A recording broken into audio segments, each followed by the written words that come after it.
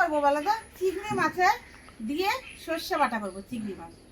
তো কিভাবে করবো, প্রথমে দেখো মাছটা নিয়ে এসেছি, তোমাদের দেখাতে পারিনি, আমি কেটে বেছে নিয়েছি।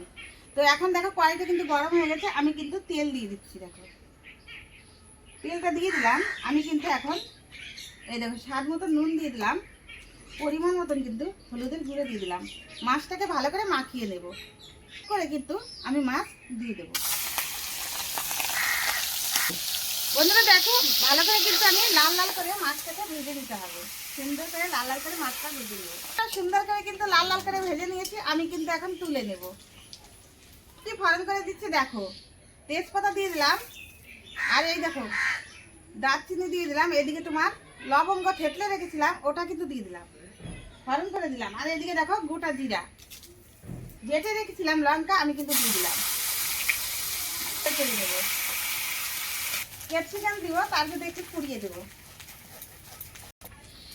একটু দিয়ে দিলাম। আর এদিকে দেখো বন্ধুরা, সরিষা কিন্তু আমি বেটে নিয়েছি, একটু ছেঁকে নেব। দেখো এইসব কিন্তু যেসব দিলাম সব কিছু কিন্তু কি সুন্দর কিন্তু একটা ভাজা ভাজা হয়ে গেছে আর লাল লাল হয়ে গেছে। এখন দেখো বাকি মশলাগুলো দিয়ে দেবো।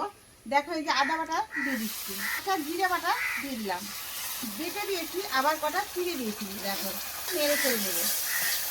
দিয়েছিলাম বেটে নিয়ে কিন্তু আমি ছাকনা দিয়ে থেকে দুধ বার করছি, সেই দুধটা এখন দিচ্ছি। ঝোলটা দেখো ফুটে গেছে।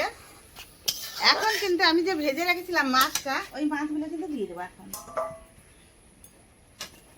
পাতা রেখেছিলাম, ওটা কিন্তু আমি এখন দিয়ে দিচ্ছি। দেখো দিয়ে দিলাম, ভালো করে একটু নেড়ে ছেড়ে দেবো। তেল কিন্তু দিয়ে দিচ্ছি, দেখো দিয়ে দিলাম, ভালো করে একটু নেড়ে ছেড়ে দেবো। আমি যেভাবে করলাম চিংড়ি মাছটা সর্ষে বাটা, এরকম করে যদি তোমরা করো, চেটে খেতে হবে, কিন্তু চেটে ফেটে খেতে হবে, আর কোনো কথা হবে না, সবাই কিন্তু খাবে। তো আমার মতন করে করে করে খেয়ে কিন্তু আমাকে অবশ্যই জানাবা যে কেমন হয়েছে। আর গরম গরম ভাত তো কোনো কথা হবে না।